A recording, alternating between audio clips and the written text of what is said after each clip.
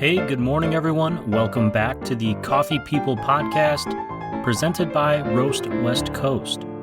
I'm Ryan Wolt, and this is the show where we wander through the oft-inspiring, oft-enlightening stories of coffee people. Today, I'm chatting with Carolyn Manimtim, the founder of Cozy Canine Coffee in San Diego, California. Our chat was uplifting and even a bit emotional. I do have one pre-show correction to make. In a little bit, I'm going to reference my wife and I's since-passed Boston Terrier, Dilla Mac Diesel Woltankus III, as a he, but Dilla was in fact a girl dog. It always drove my wife crazy that I would make that mistake. My apologies to Dilla Mac and to my wife. As for you out there in the world, you and I both know that at some point while you're listening today, you'll be scrolling on your phone. And while you're there, I hope you hop on the old Instagram and follow at Cozy Canine Coffee, and then head to CozyCanineCoffee.com to see all of the animal rescues they've partnered with. Right now, in this moment though, I hope you have a delightful cup of coffee to enjoy while you listen to this Coffee People conversation with Carolyn Manimtim, lover of alliteration and founder of Cozy Canine Coffee.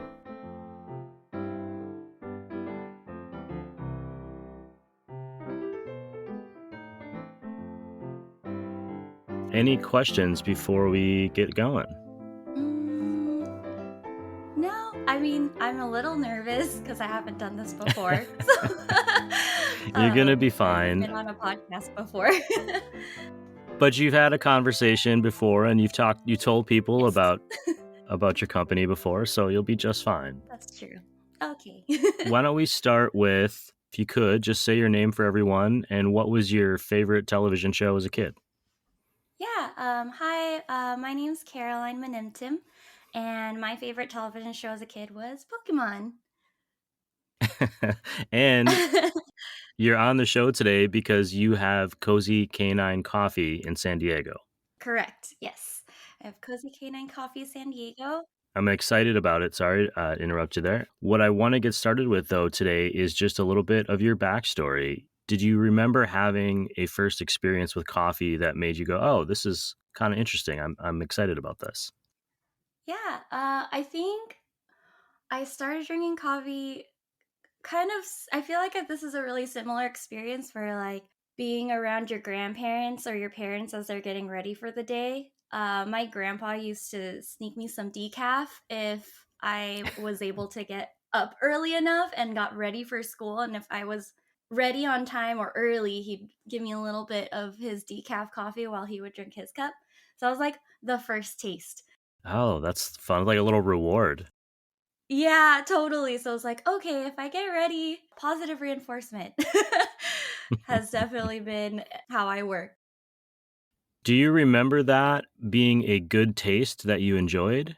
Because as a kid, I did not enjoy the taste of any sort of coffee. He used to put a lot of sugar and creamer in it, so it tasted really sweet to me. It tasted like a treat. It's funny because my grandma actually still uses that same coffee maker, that same Mr. Coffee. It's lasted like through the 90s, from the 90s all the way until now. She still makes coffee out of that thing, which is amazing. There's something to be said for routine. So Mm-hmm. that's way back at the beginning. A little bit Mm-hmm. later in your life as an adult, you're obviously involved in coffee now. Mm-hmm. What started you down this path where you started thinking about being in the industry as a job? Yeah. Well, I it might sound weird, but I got into it through beer. My husband and we like to say that we can't be casual fans of anything. So if we're interested in something, we have to know all the things. We want to go try different types of it. And this applies from beer. I don't know if you can see behind me, board games, coffee. So all of those different things kind of whenever we're into something, we want to dive all the way in. So we went to Portland for a beer trip when we were first getting into beer because there were so many breweries that we really wanted to check out. And when we were there were coffee shops everywhere. And it felt like every time we would go to a brewery, afterwards, there we'd be like, oh, maybe we should get a cup of coffee or we should check out this. And we were not coffee drinkers at the time. And for me, the memorable drink that I had on that trip, it was similar to my experience with beer. So for beer, when I got into it, it was because I had a beer, I had an IPA and I didn't like it, but it made me think, oh, I would never think that this is a beer. Uh, it has so many different flavors in it, and I had no idea that beer could taste like this. And so I had a similar experience with coffee where we went to Heart and I got, it's funny thinking back on it, I got Kenya on drip and I was so shocked by it. It was like, whoa, this coffee tastes wild. And I wasn't initially a fan, but it did make me think, this is really different. I had no idea coffee could taste like this. Why does it taste like this? And then of course we fell down the rabbit hole of like, how come this coffee can taste this way? I've never tasted anything like it. And then finding things that we liked to taste in coffee. That's very cool. I also got my start in beer, and the idea that there was a beer for everyone was something Mm-hmm. I used to sell as part of my job as a restaurant manager. You know, you say you don't like beer, but there's probably a beer you haven't tried yet that will have a flavor you like. And Right, I took pride in exactly. finding that. And coffee was similar where I didn't know anything about it. The first time somebody showed me that coffee could have different flavors and like walked me through it, I still couldn't taste them. But all of a sudden, I saw Right. other people around me going, "Oh, this tastes like fruity and blueberry." And I was like, oh, I want that. How do I get that? Yeah. What were you Yes. doing at the time for a living? Because you probably weren't working in coffee if you weren't actively going out No, and I drinking it. wasn't. At the time, I was actually working at Barnes and Noble. And so I was another just over encompassing. I just feel I am a very nerdy person. And so I just like to, like I said, anytime we find something that we're interested in, we like delve all the way in. So at the time I was working at Barnes and Noble and there was one of those Starbucks that are in like the Barnes and Noble cafes that serve Starbucks. And so when I started getting into coffee, I was like, well, maybe it would be cool if I got some experience in the coffee world by getting into the bar behind the bar. So that was kind of my segue into coffee. Had no idea that it was going to take me all the way here. And there were some things in between, like other side hobbies where I was like, oh, maybe this would be what I want to do. I did calligraphy for a little bit and some some beginning graphic design.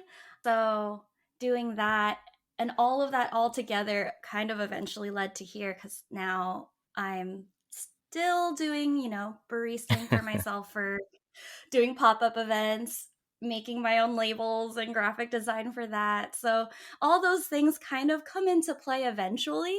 It's just kind of it's at the time you don't realize that. A lot of entrepreneurs find that they're people who grasp onto skills or different interests over the course of their life, and then all of a sudden they're in a position where they can actually use them all and Hmm. and maybe need even more skills. Or I was in Yeah. design and in restaurants and all these other things, and you start learning like, oh well, I can make my own menus, or I can make my own website, or I can, all these skills that can help you get started. Right.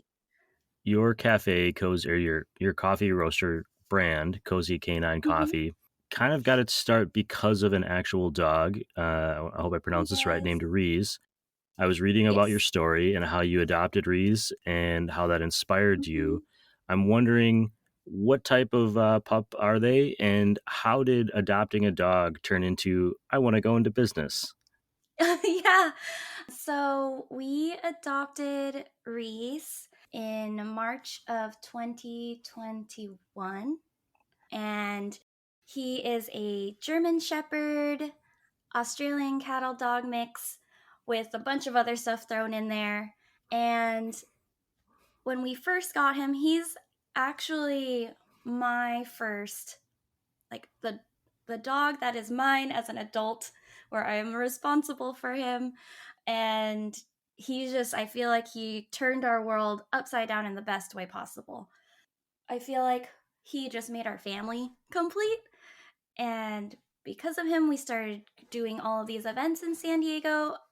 San Diego's a really dog friendly city. So, especially after the pandemic, where a lot of restaurants have patios and cafes have outdoor seating and all of that. And in general, there's a lot of dog meetups and dog businesses going on. And so we were really getting ourselves into the community that way and getting to know other people who also love dogs, and then getting involved with different rescues and doing events like the San Diego Walk for Animals. And it was one of those situations where it didn't really occur to me how much he, as Reese, was really making our lives so much better. And it dawned on me like, wow, he's really, made our lives feel complete. It's hard to be, even if you start feeling those emotions of being unmotivated or you're going through something hard in life, having a dog there is really special because they will keep you going. You still have to take the dog out. You still have to go outside and go for walks and get vitamin D and fresh air. And I think that's really important. And because we were starting to get really involved in the dog community, it was keeping us connected to people that way as well.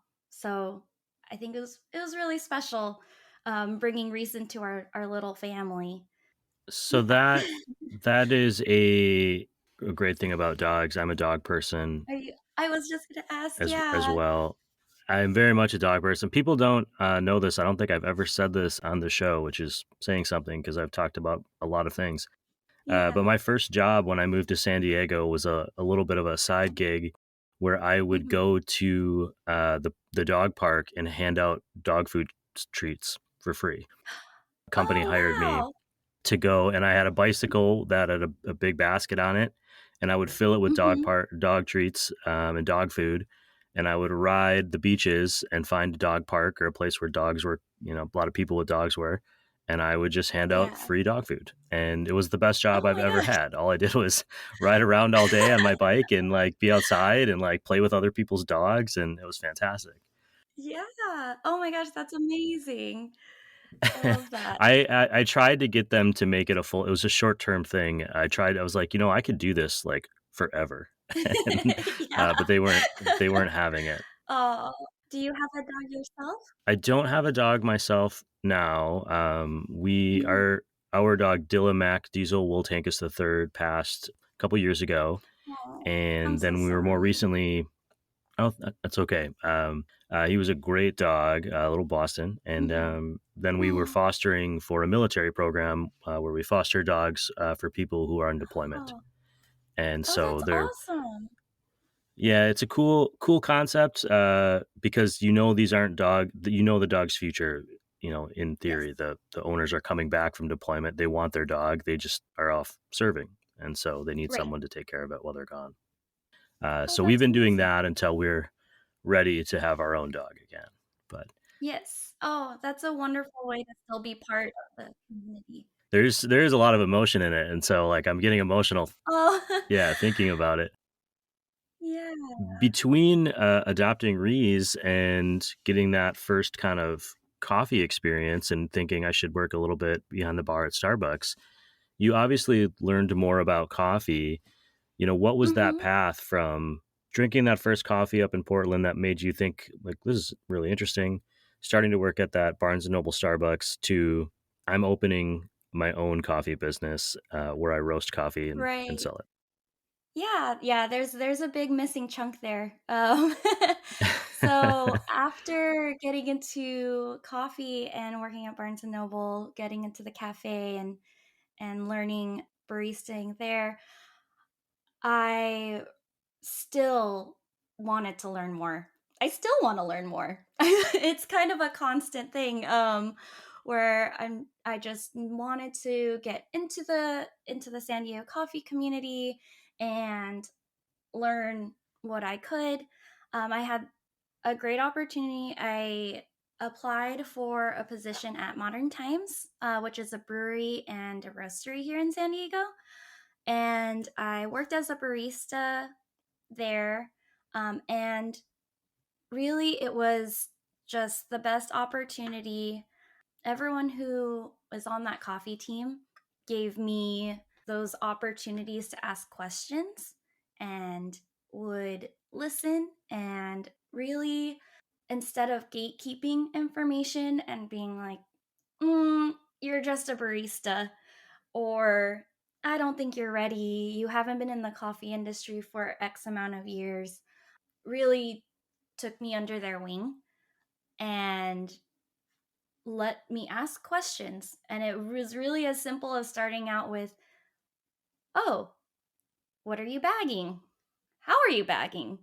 And kind of going through asking questions on just the different roles that are in a roastery, and eventually being able to work with them in the production space. It just was continuous room for growth there. And I am really, really grateful for the team at Modern Times. I had a wonderful mentor named Bartleby who had passed away in 2021. And he was just an incredible, incredible influence on me as a person, even as an employee, and then definitely my journey as a coffee professional. He really showed me. So he, and in tandem, I have another coffee mentor, and her name is Tessie, and she and Bartleby both are amazing influences on my coffee journey. Just being able to have a perspective of your role as a roaster in terms of your green coffee buying and how you can affect the supply chain that way. Something that Bartleby was really passionate about was also how you can affect the community afterwards. And so it doesn't stop once you get the green coffee. You really do, you're still in the middle of all of it. And so you really have a way to influence. And even though you might just be one person in the chain, and then in that chain of so many coffee shops and so many coffee companies, there is still a way for you to have an impact. That was really important to me, to learn from them, both of them. Coffee is unique in that it's one of the few products that is consumed in almost every corner of the world. There are a few non Yeah, coffee drinking places, but certainly a majority of the world has some connection to coffee or the tea right. experience, which is similar. Hmm. You had that great experience and great mentors at Modern Times, which I think is so important to have people that can guide you. I have my own personal coffee sensei, Chris O'Brien, who I talk to on the show a lot, Yeah, and without him, I would still be just I would have no idea what I was doing. right. They kind of got you to a point where you obviously have felt comfortable with what your skill set is, and you decided to Hmm. do Cozy Canine. What was Hmm. the tipping point that made you decide I want to do this under my own umbrella? Yeah, it kind of was one of those situations where a bunch of things just started lining up. I used to think that I would own a coffee shop as my retirement job, as idealistic as that sounds. I had just always imagined myself as being like this little old lady with a coffee cart pushing around San Diego selling coffee. Although it's funny because clearly I had this idea before I started roasting and really got into how physical the job can be, because there's no way. But um as especially because I'm picturing it as I'm like 70 years old. And it really, in the last couple years, the sense of it's never too early to start something that you're really wanting to do. Life is short, and you don't have the guarantee. And so, as very opposite of that idealistic idea of being a little old lady pushing a coffee cart, kind of had the realism dawn on me that, there's nothing really stopping me from trying it now. And if it doesn't work out, maybe I still can be the little old lady doing that in the future. But there's not there's really no reason for me not to give it a shot, while I still can. And my husband, and he'll say this, when we were still dating, his thing is, what's the worst that can happen?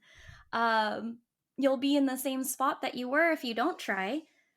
And he often uses that to get me to do something that I'm terrified of doing. For example, interviewing at Modern Times. Any interview that I've done, I'm like, oh, but I'm a big fan of their coffee. We bought all of our holiday gifts from them. Like, I'm a big fan of them. There's no way they would want this barista from a Starbucks in a Barnes and Noble to be part of their team. And he's like, well, if you don't interview, you'll still be a barista that is, you'll still be in the same spot you are. So why not try? And he actually, even when you contacted me to do this, I was like, oh, I'm terrified. I love podcasts, but I've never been on a podcast. I haven't recorded before. And he's like, well, what's the worst that can happen? You just didn't do a podcast. That's very true. I think the podcast is interesting because I'm always confronted with the sound of my own voice, and I had to kind of get Oh, over that. I yeah. think a lot of people, that was like my big thing, was like I don't want to hear myself Right. talk.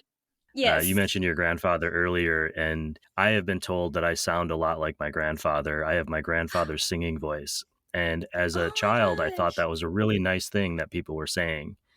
And then I went to church with my grandfather once, and by the end of a service, like there was nobody sitting in any of the pews around us. And I thought, oh, that's not very nice what they're saying to me. Oh.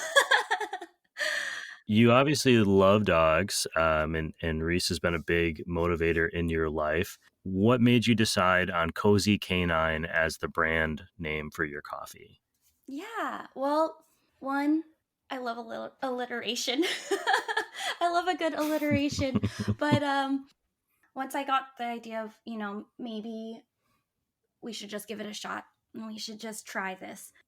The thing that made me stop was, well, there are wonderful coffee roasters all over San Diego and coffee companies that I love, that I'm big fans of. Also, what would make me any different if I just started something?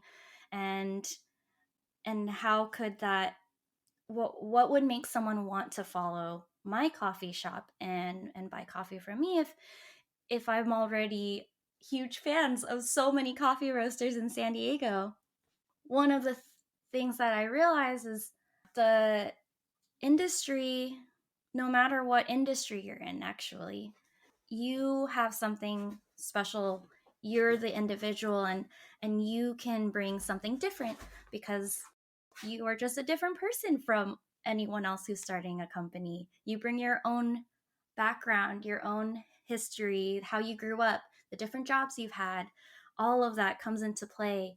The things that make you excited and interested in life, and so I was thinking all about all of this and realized, oh, it just clicked that I was looking at Reese. I was like, oh my gosh, it's you. It's you, pup.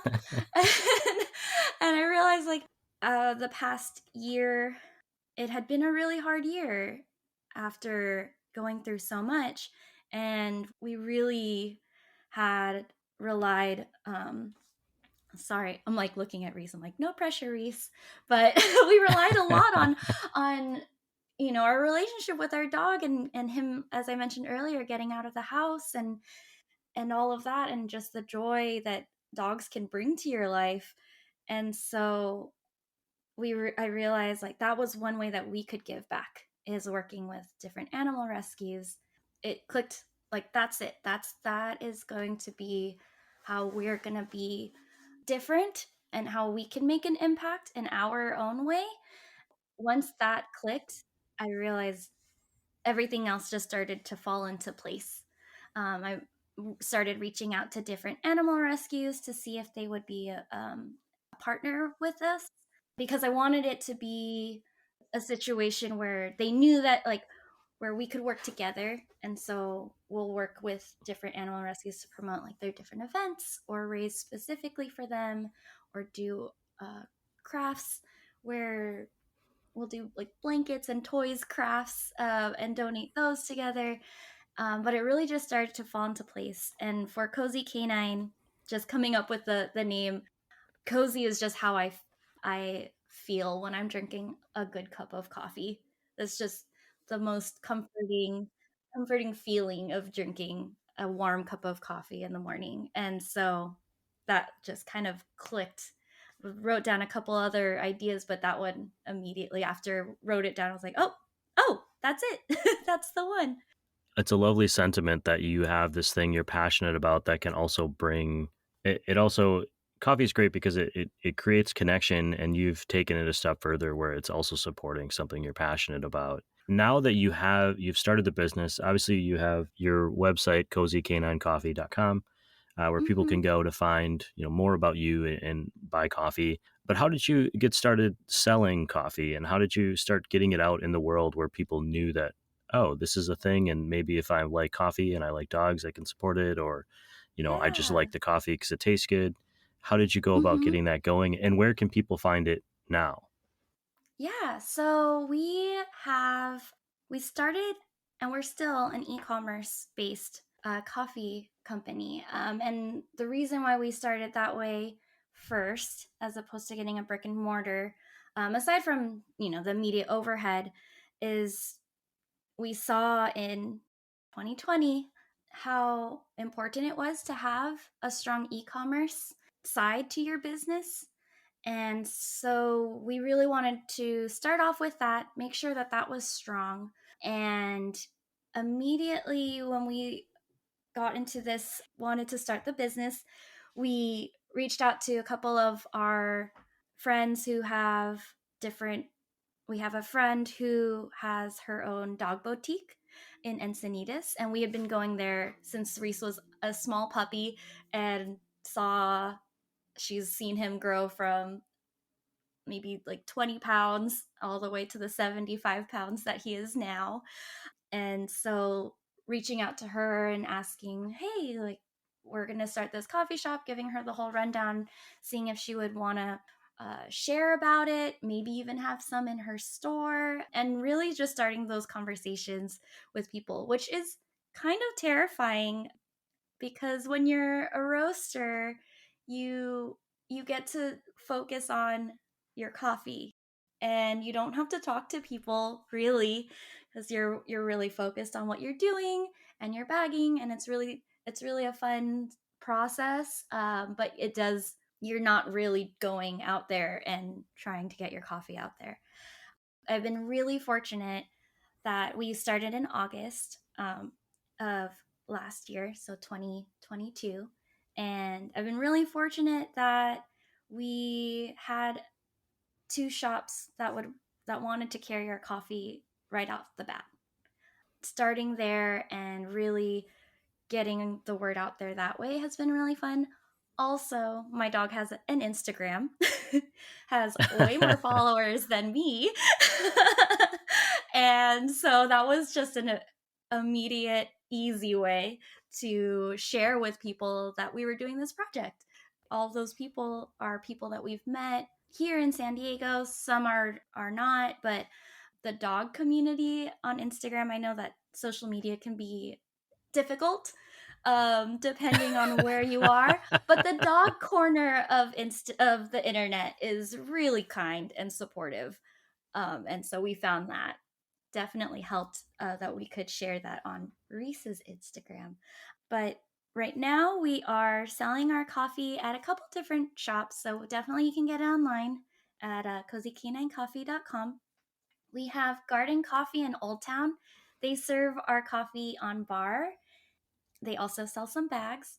And then we have Puppy Picnic Co. in Encinitas, which is just the cutest dog boutique if you want to get dog treats. They even have dog wine, and they also have human treats too. So we're in the human section. I do get asked a lot if Cozy Canine coffee is for dogs or for humans. So it's for humans. For humans, so they can manage their dogs. Yes, Yes, I get exactly. And then we're also up in Ramona, so Rise and Shine Cafe, and then Cattle Dog Cafe. yes, because they've just been They doing some serve expanding our up there. bags. Mm-hmm. Very Yeah. cool. You've obviously gone through a process to get to where you are now, of growth, both in your own learning and skills learning and coffee learning and expanding. You mentioned it can be scary to talk to people. There's Yeah. definitely that part of it. Like I like doing this chat back and forth with Mm-hmm. you, but on the other side of this, closet, I have to like try to sell the show, and I hate that part. Oh yeah. All these like skills that you take on when you're your own business. I'm wondering if Mm-hmm. there's anything that you've learned over the past couple of years, like through the experience of this, that surprised you or that you felt was a good lesson that you can take forward or share with us. Yeah. I think that it is really important. Sorry, I'm gonna try to not get too emotional, It's okay. but it's okay to ask questions.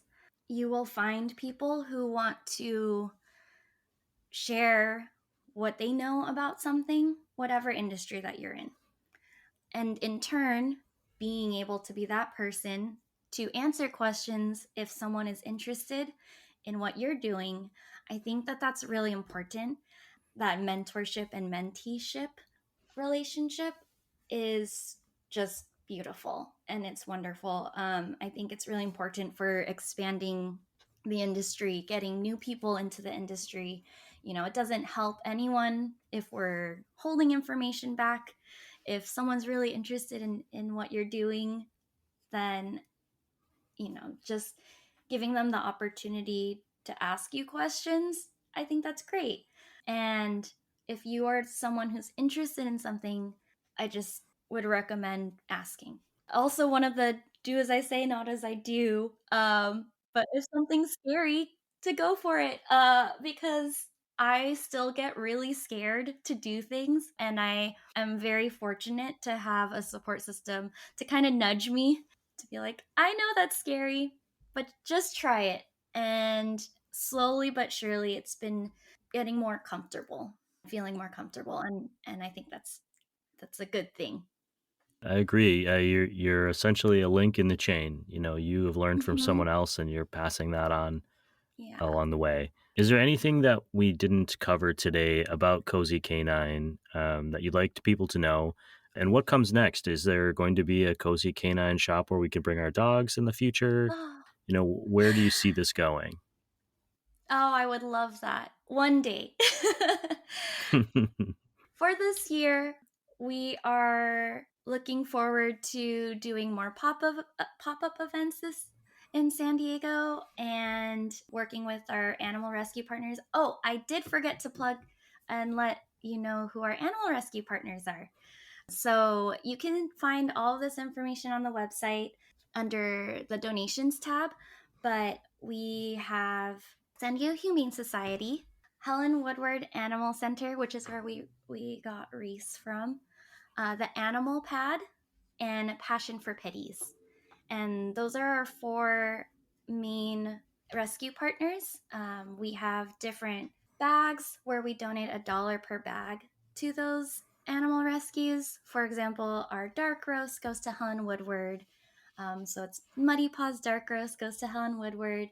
Who's a Good Pup House Blend goes to San Diego Humane Society, which is what I'm drinking right now. And then the Animal Pad, we have our sidekick single origin is we donate $1 per bag there. And then we're working on one for Passion for Pitties, which is going to release at the end of February. And we're really excited to get to work with them and attend their different events. So Well, and I'm excited to attend some of these events too and live vicariously through you and through dog owners who let me oh play my with their gosh, dogs. I would highly recommend, if you're listening to this and you don't drink coffee or someone in your family doesn't drink coffee, still come out to these events if you like dogs, because they're dog people are just the best. I love it.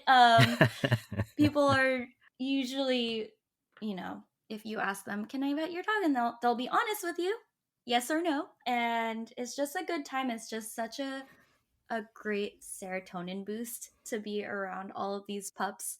It's hard not to smile and be happy when you're around dogs. So Well, Carolyn, I'm smiling just thinking about the potential of future interactions with these dogs. So it's yes. working already. That serotonin boost is on its way. I want to say thank you for joining the show and sharing a little bit of your story. I think it's quite lovely to hear that there are people who are doing things even when they're afraid. I think that's an important message for people, that Yeah. it's okay to be scared. It's a big undertaking to take on a new challenge, and so I want to congratulate you on that, and just say I appreciate what you're doing, and I'm looking forward to trying some of that coffee. No worries. Oh, thank you so much for having me. This was a really great experience. Again, another thing that's kind of scary to do. But I'm really grateful that you reached out and that we did this. Me too, and you did great. No Oh, thank you. problems.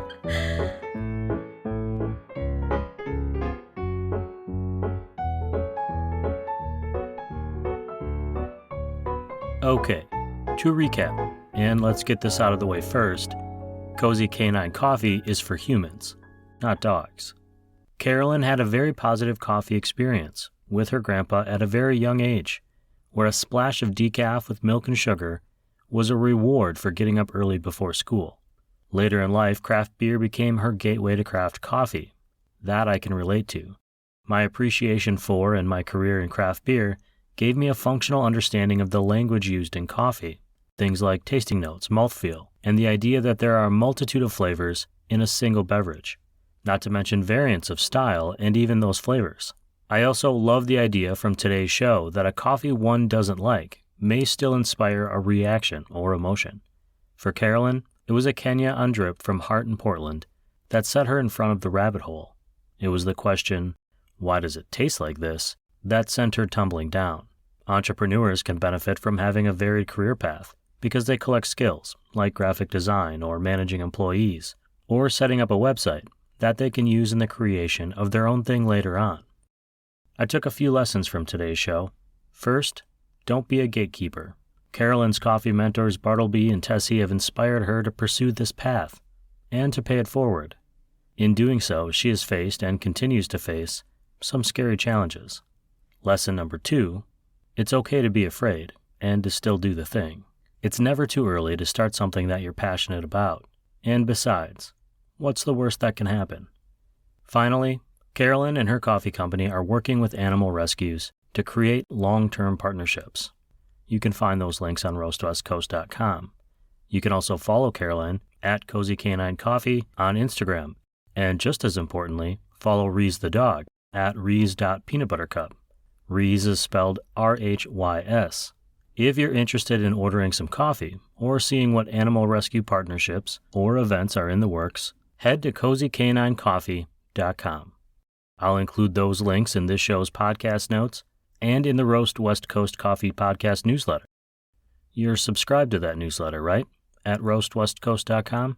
If you're in the early stages of your coffee journey, that is also where you're going to find the brand new Coffee Smarter Education podcast. We're definitely not being gatekeepers. If you want to improve your at-home coffee brewing skills or appreciate your going out to the cafe experience, you'll want to be listening to the Coffee Smarter podcast. Find it on roastwestcoast.com or search for Coffee Smarter on your favorite podcasting platform like Apple or Spotify. And if you have a second, please rate this and that show. Rating really does help us get these podcasts out to more people. I'm told it's an algorithm thing. This podcast is supported by some great coffee industry partners. They are Café Laterre, Camp Coffee Company, Coffee Cycle Roasting, Ignite Coffee Company. I had a great espresso there this morning. Maria Coffee, First Light Whiskey, Cape Horn Coffee Importers, Zumbar Coffee and Tea, Ascend Coffee Roasters, Mostra Coffee Company, and Steady State Roasting Company. I actually stopped by Steady State earlier this week to pick up some V60 cone filters and peek into the space where they're expanding next door in Carlsbad Village. And finally, for today's show, the most important thing I want to say is thank you. This show doesn't exist without you. If you weren't listening, there'd be no reason to keep putting in the hours in the ever-evolving podcast closet. To you out there, everyone, everywhere, around the world, thank you for listening and supporting this show. You're the best. This episode of the Roast West Coast Coffee Podcast has been written, produced, and recorded by me, Ryan Wolt. I hope this episode has found you happy, healthy, and with at least a thread of sanity left, enabling you to make it through another day. Always tip your baristas and be sure to drink good coffee.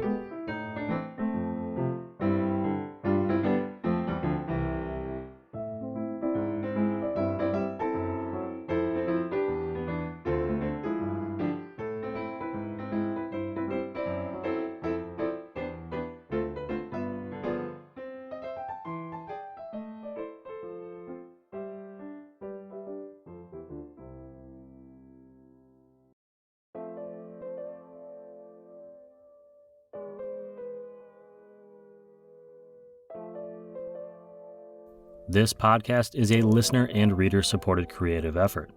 Some of our amazing readers and listeners have chosen paid subscriptions to the Roast West Coast Coffee newsletter on roastwestcoast.com. They are part of a growing community of people who appreciate craft coffee, learning about coffee, and being inspired by the guests on this show. If you are able, and this show has been going well, with your morning mug of your favorite coffee, please subscribe to the paid newsletter at roastwestcoast.com. Thanks for listening, thanks for subscribing, and thanks for drinking good coffee.